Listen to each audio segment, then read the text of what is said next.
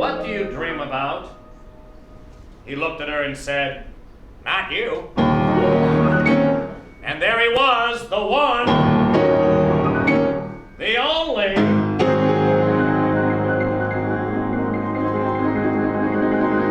Groucho! We are reaching into the past to meet one of the funniest men ever. Playhouse in the Park is presenting An Evening with Groucho. An award-winning actor, director, playwright, Frank Ferrante recreates his PBS New York and London acclaimed portrayal of the mustachioed master of satire, jokes, and cigars. And Frank joins us now. Thank you so much for coming in and talking about this. Thank you, John. Thank you, Bob. Yeah, appreciate it. I'm of a certain demographic to where if you did this, yeah, you know what that means.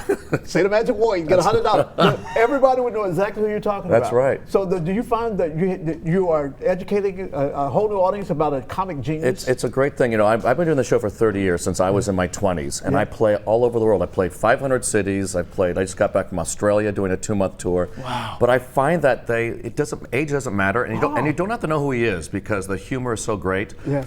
And what I'm seeing more and more, actually, audiences in their 20s coming on dates, which to me is mind-boggling to see that. But you know, all you do is go on the internet now and see that he was such an irreverent, brash, great American force of comedy. Oh, yeah. But you know, there's a great talk about age. There's a great joke that Groucho would say all the time. He goes, and when he was an older man, he would say, "Middle age is when you go to bed at night and hope you feel better in the morning.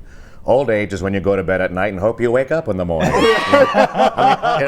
He's very, the wit. Verbally, I don't think there was anyone better than Groucho Marx, and physically as well. He combined them so well. And that's what I try. I'm a very energetic performer, and I'm jumping over the couches, and I play with the audience, and it's great. But yes, you're right. There's a time where the Groucho glasses he's the face of comedy in this, and maybe internationally, I would say. And the mustache and everything. Oh yeah, absolutely. So a couple of things. You talked about how long you've done this character. Yeah. How do you maintain that energy when you've been doing sort of the same role this long? And talk about how you first got to this show, because it's really interesting. Well, I'll tell you, Bob, and John, what makes it fun is that I do a ton of improv. Every show is different. I'm in the audience. I play with people. If there's a kid out in the audience, I'll bring a kid up and make him up as Groucho. So I keep it very current that way and fun. Okay. But I first got into this particular role, I was 9 years old. And I saw the Marx Brothers in a day at the races, and there was this crazy man with a mustache, and there were these crazy brothers, and they were breaking rules. And they were so irreverent and so wrong, and I wanted to be like them. When you're a kid, you want to break the rules. Absolutely. And they were absolutely mad. And I went into my local library, and I started reading about the Marx Brothers, and Bob Hope, and Laurel and Hardy, and Charlie Chaplin, Jack Benny, all the great comedians of a certain vintage.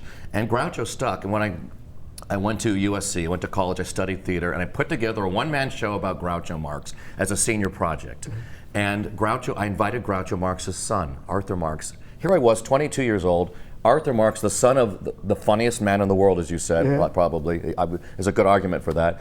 He's in the audience, and he loved it. He comes to see it. He comes to see the show, and so does Groucho's daughter, and also a gentleman who was 90 years old who wrote Coconuts, Animal Crackers. He's in the audience. And Arthur Marx says, "Frank, if I ever do a show about my father, I'd like to use you." Within a year, I was in New York playing my hero, Groucho Marx, from age 15 to 85 in that show. And that's how it started, and it was just a dream for me.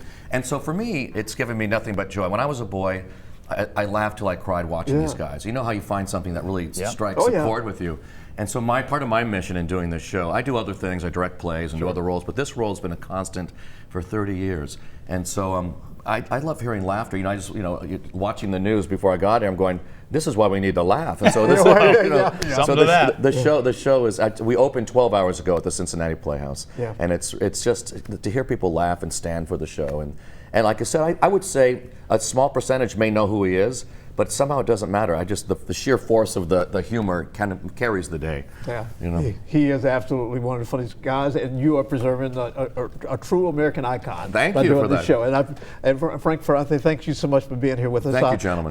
And Evening with Groucho is at the Shelter House Theater through December 17th. And for information about tickets, just go to our website, local12.com, and click on the Get It link. And that's another thing I love is someone who is so passionate about what they do. Absolutely. And you obviously love it, and I love that. Thank you. And as he would say, "Hello, I must be going. I cannot stay. I came to say I must be going. I'm glad I came, but just the same, I must be going. La la." There it is. There it is. You get music, you get jokes, you get stories. All of it. All of it. We'll be right back. Thank you, guys.